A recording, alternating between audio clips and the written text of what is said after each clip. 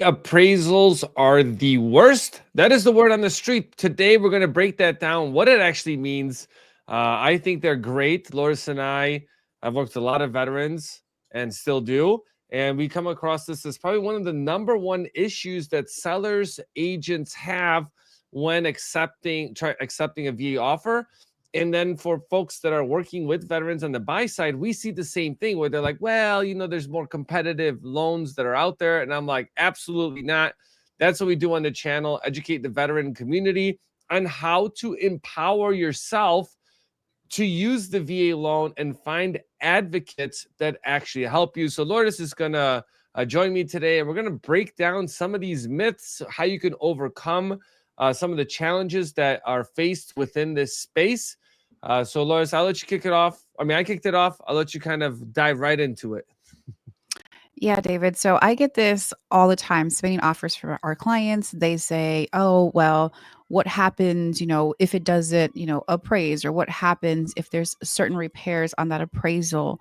What do we do at that point? They, at the end of the day, they just want to make sure that whatever offer they receive and present to their seller is actually going to get to the closing table. So I'm really excited to talk about this topic because I see this every day, and there's so much education that I'm giving to my clients and also to the listing agents. And when I am even actually people in my office, I'm giving them advice if they do receive a VA offer. So let's That's dive awesome. right in.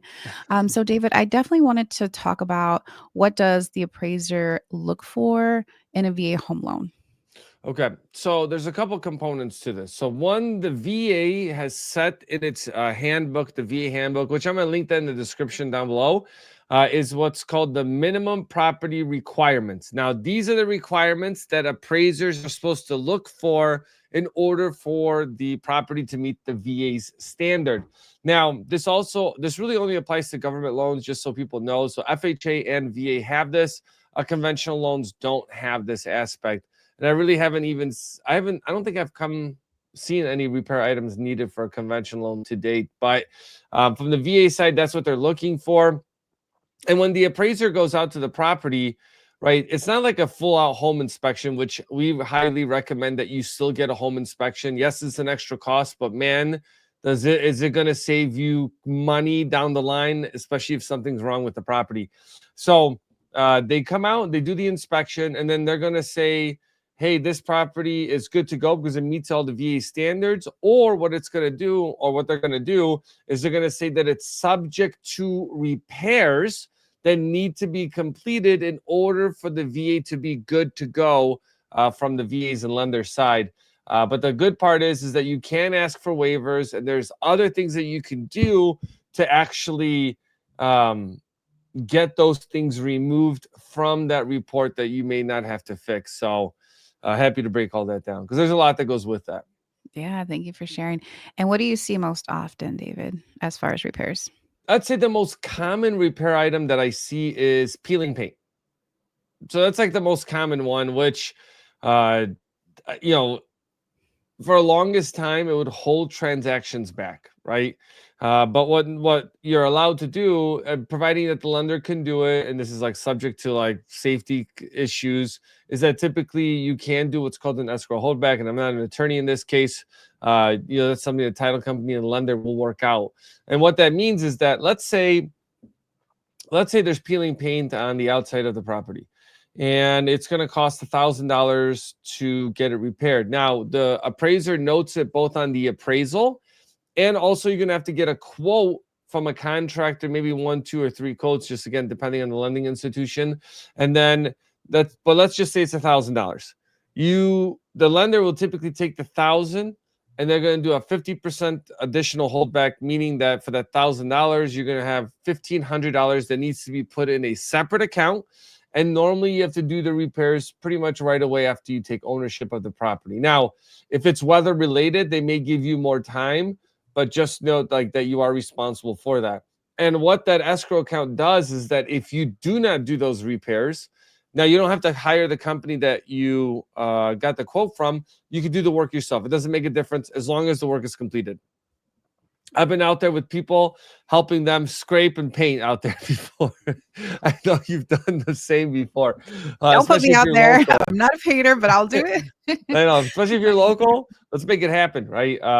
Just because there's just a lot of things that go into it. But um, uh, if you don't do the repairs within a timely manner, that's why the lender is going to go ahead and pull those reserves, and they're going to go out and send someone to do the repairs. So you really have to be careful with that, and you really have to be on top of it. This isn't like, oh, we're going to get to it when we can. This is like, no, this needs to be done immediately.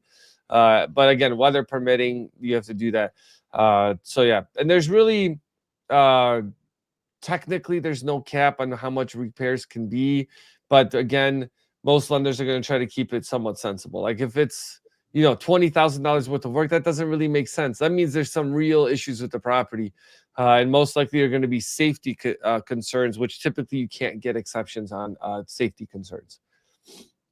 I love that. And this is a great strategy, especially if you see a property that is a as is property. And Yep. I've won so many offers being as is just because I know the strategy. And sometimes the sellers and this what David was just talking about, it's when the seller does not agree to fix these repairs. So if there's peeling paint, we go back and we say, hey, Mr. Seller, per VA, the appraisal, we do need the peeling paint to be fixed. And if they say we're not fixing it, take it or leave it, like we can't do that, or this is an estate sale or whatever the case might be, then this is another option that a veteran can actually do the work after closing. And I think that is incredible that we even That's have that huge. option. It's huge because sometimes, like myself, I want a property that needs some work. Like I want to get that equity instead of like paying for it. And there's some people who don't want it.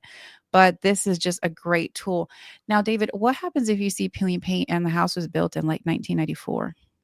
Oh, look at you, Lourdes. You know what's up. So, uh, the when was the lead paint base paint? 1968, 78, 70. no, 70. I'll look it up right now. Yeah, look it up. And so basically, after this lead-based paint act to happen, basically homes weren't built with lead-based paint.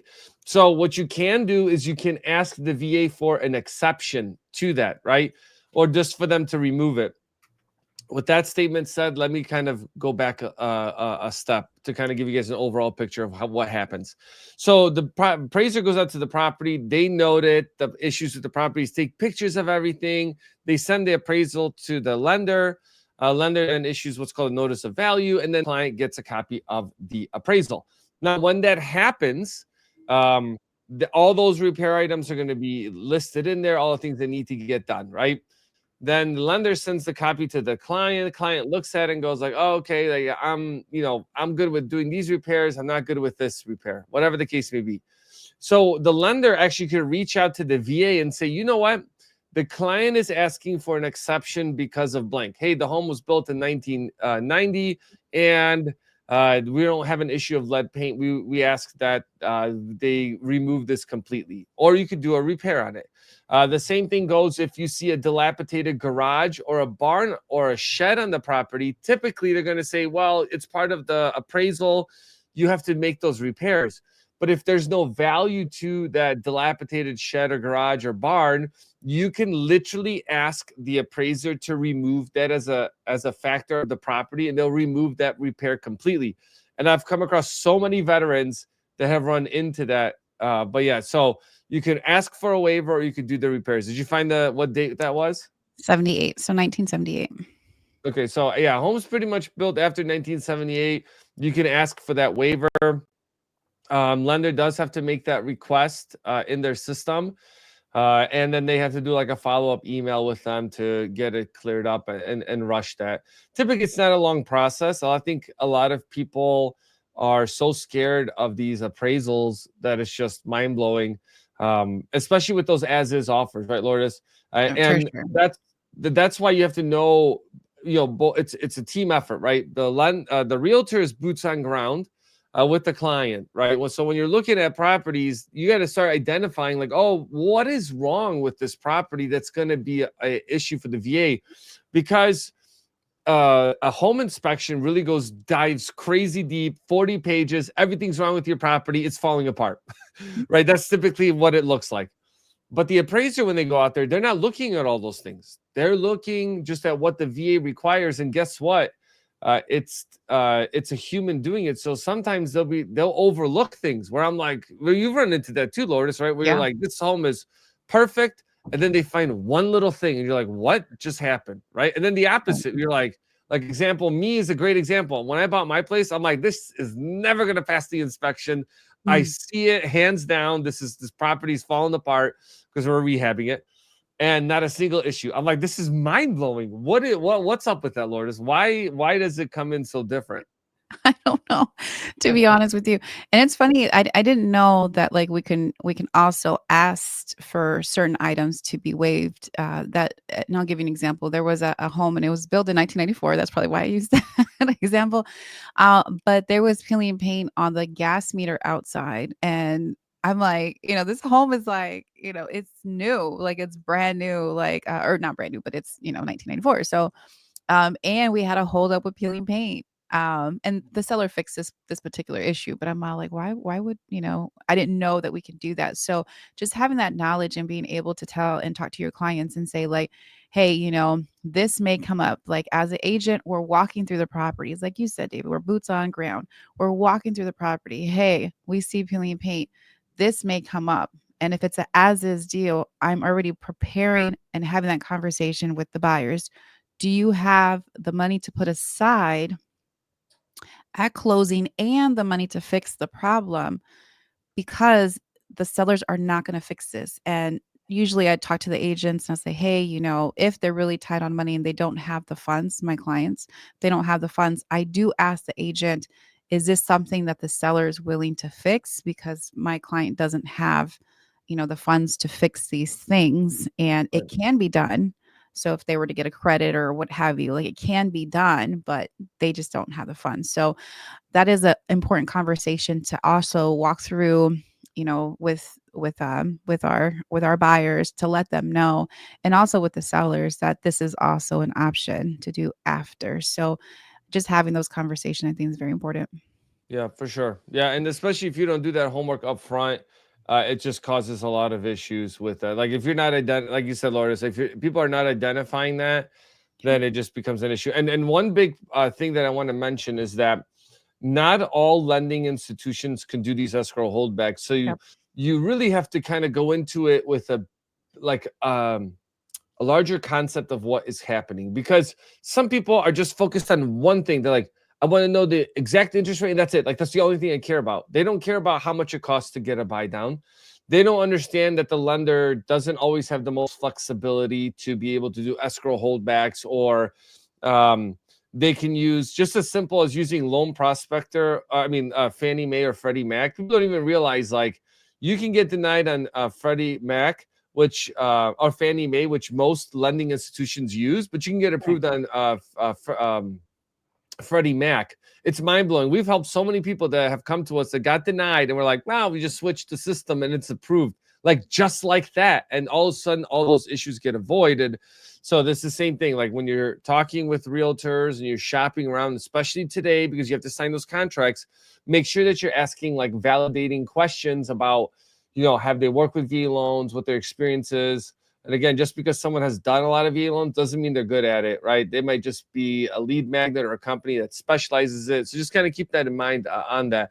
I want to just touch base on this as is, because this kind of does come up as the number one thing, right? When we're calling listing agents, they're like, hey, uh, this property is as is. These are the issues that exist, and the agent's like sometimes like, oh yeah, it's good to go, and I'm like, this is not good to go. Actually, like this is a safety issue. This is not going Yeah. to work. Um, so what do you? I guess two-part question is like, how do you prepare a client to be like, hey, there might be repair items you're responsible for, right? And then the other part is that really explaining that to the listing side on how that works, and are you teaming with a lender to call them and confirm that? Okay, so it's a three-part question. Three parts. I should have. Yeah, so it's the conversations up front. The very first conversation that I have with the clients, I figure out, like, if one, they have enough money for closing. Do you there's the appraisal, there's the earnest money, there's pretty much those are the two out-of-pocket expenses.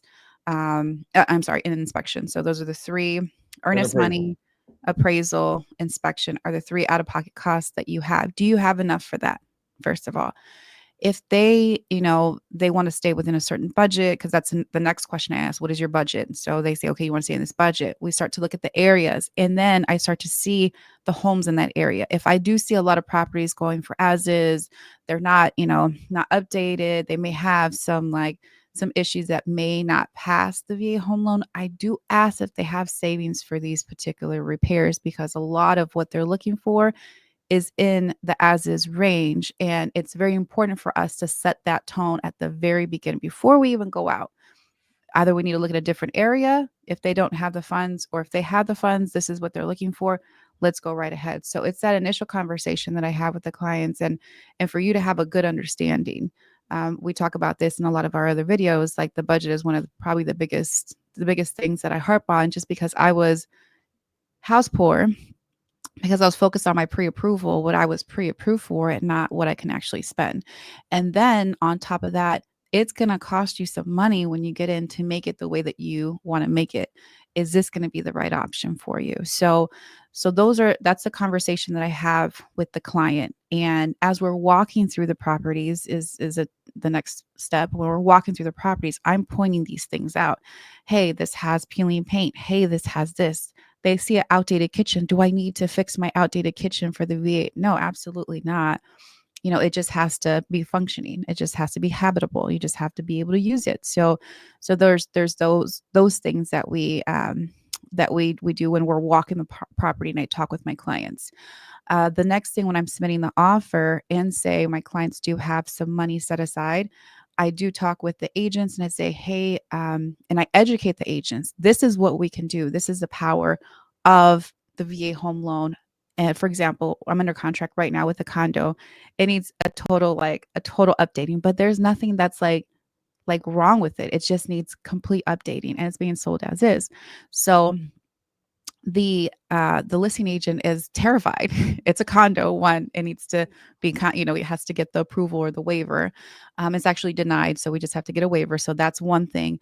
And on top of that, it is super dated, and he's thinking that this won't pass the VA appraisal. So I'm telling him, I'm educating him on what we can do, and letting him know that my buyer has funds set aside to do the repairs after closing, and that's what he's going to do. And he's like, okay, great. So he has the assurance. He's actually coming to me for advice, and he's the listing agent. That way he can prepare his seller and make sure that his seller feels confident accepting this offer. So as you see, it's kind of like a four-part type of thing. On top of that, I just have to make sure that whatever lender we're working with does know how to do these things. Some lenders say, oh, we have, and these things, I mean, you know, if we need to do the escrow holdback, what that looks like, I need to make sure that the lenders know how to do that off the top, because a lot of them do not. And they say, no, if it doesn't, we're not going to do this. So I guess that's part 5, is making sure that your team, I'm like, it keeps going on, I know. is Well, aware and they know how to do this. So another thing, if my buyer in the beginning is shopping around for lenders, I say, ask these certain questions if this is the path that you want to take. Ask these questions to each lender, and then let me know which lender you want to work with, if they are searching for the right fit. yeah, that's awesome. That's the whole thing. It takes a village to make this happen. You really need experience to go through that. So just want to say thank you, everyone that watched today, going over the appraisal process. There is plenty of hope out there, right? Just find the right people to work with, and they'll get you through that journey. Don't listen to the misconceptions that are out there, and check out the channel, and go in the search feature and type in what you're looking for. I think we got over 200 videos on the channel that pretty much cover a lot of the questions that you may have going into home ownership. So thank you, Lourdes, for joining us. We're definitely going to be doing a lot more events, and we got more live events coming up, and we'll catch you guys soon. Thanks again for joining us.